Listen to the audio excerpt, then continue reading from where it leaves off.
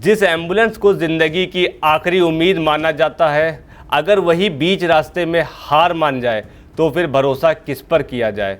उत्तर प्रदेश के रामपुर की ये घटना सिर्फ एक हादसा नहीं बल्कि सिस्टम की ऐसी नाकामी है जिसने इंसानियत को कटघरे में खड़ा कर दिया है।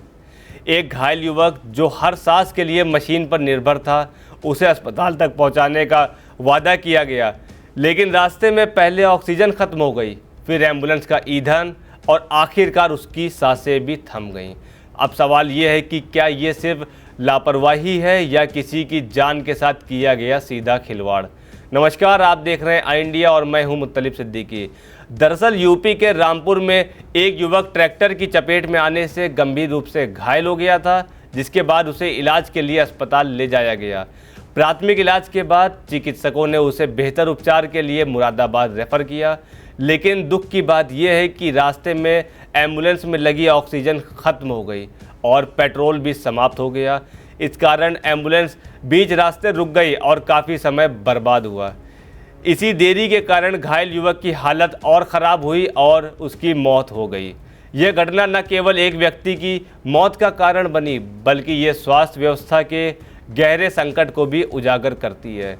आमतौर पर जीवन रक्षक सेवाओं में उपलब्ध रहने वाली चीज़ें जैसे कि एम्बुलेंस में पर्याप्त ऑक्सीजन सप्लाई, आवश्यक दवाइयाँ और ईंधन, इनका न होना सीधे सीधे मरीजों की जान पर असर डालता है। चिकित्सा विशेषज्ञों द्वारा रेफ़र करना एक सामान्य प्रक्रिया है जब किसी मरीज़ को उच्च स्तर के इलाज की आवश्यकता होती है। वहीं दूसरी तरफ जब एम्बुलेंस ही मौत का कारण बन जाए तो ये स्वास्थ्य सेवा वितरण सिस्टम की बड़ी विफलता मानी जाती है। परिवार के सदस्यों पर इसका गहरा प्रभाव पड़ा है, जिन्होंने उम्मीद के साथ अपने प्रियजन को इलाज के लिए भेजा था, लेकिन इस अनहोनी ने न केवल उनके सपनों को तोड़ा बल्कि भरोसे पर भी चोट पहुंचाई। इस तरह की घटनाएं समाज में स्वास्थ्य सुविधाओं के प्रति अविश्वास और भय पैदा करती है। ये मामला स्वास्थ्य प्रशासन के लिए चेतावनी जैसा है।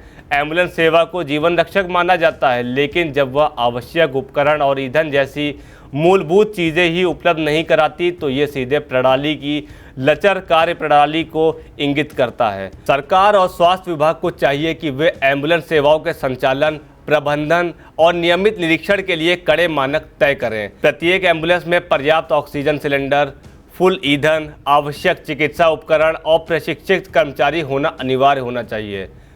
ऐसे नीतिगत सुधार से भविष्य में इस तरह की घटनाओं को रोका जा सकता है। वरिष्ठ जनों का कहना है कि स्वास्थ्य सेवा प्रदाताओं की जवाबदेही तय करने के लिए नियमित निगरानी और कड़े नियम लागू होने चाहिए। ऐसी घटनाओं पर कड़ी जांच और ज़रूरत पड़ने पर पुलिस या स्वास्थ्य विभाग द्वारा दंड सावधानी सुनिश्चित करने में मदद करेगा।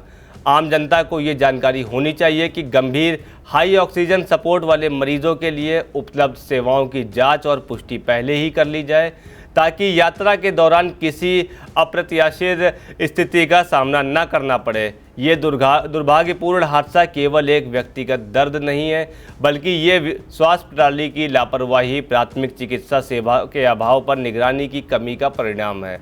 जब जीवन रक्षक वाहन एम्बुलेंस स्वयं जीवन को जोखिम में डाल देता है तो ये हम सभी के लिए एक गंभीर संदेश है कि सुधार तुरंत और ठोस रूप से किए जाने चाहिए। ये खबर न केवल एक परिवार की त्रासदी है बल्कि स्वास्थ्य सेवाओं में गुणवत्ता और जवाबदेही की मांग भी कर रही है। खबर आपकी, नजर हमारी। देखते रहिए आई इंडिया।